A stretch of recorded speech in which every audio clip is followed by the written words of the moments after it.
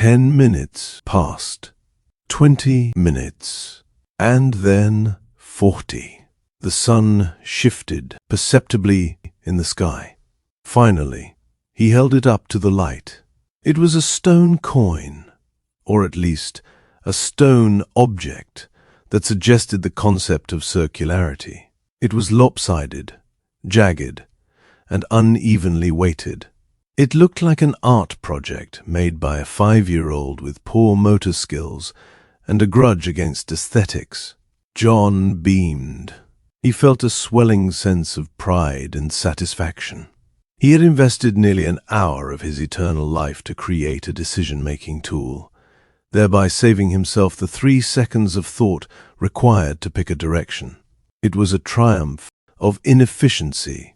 He stood up, brushing stone dust from his trousers, ready to let fate take the wheel. And then he saw it. 2 feet away, nestled in a patch of clover, a small, flat, perfectly circular river stone glistened in the sunlight. It was smooth. It was aerodynamic. It was precisely what he had just spent 40 minutes trying to replicate with a sharp rock and stubbornness. His shoulders dropped in profound existential despair. A single tear tracked a path down his cheek.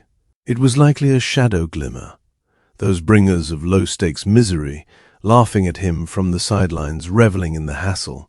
Well, he sighed, the sound heavy with defeat. There is no turning back now, John said to himself. He had made the stone. He was ethically obligated to use the stone. The sunk cost fallacy was a powerful motivator. He placed his jagged creation on the nail of his thumb, curling his index finger around it to build tension. Heads left, tails right, he said to himself, though both sides looked identical. Flip. The stone clattered awkwardly into the air, tumoring with the grace of a brick. John tracked it with his time dilation, watching it spin in slow motion before it slapped back down into his palm.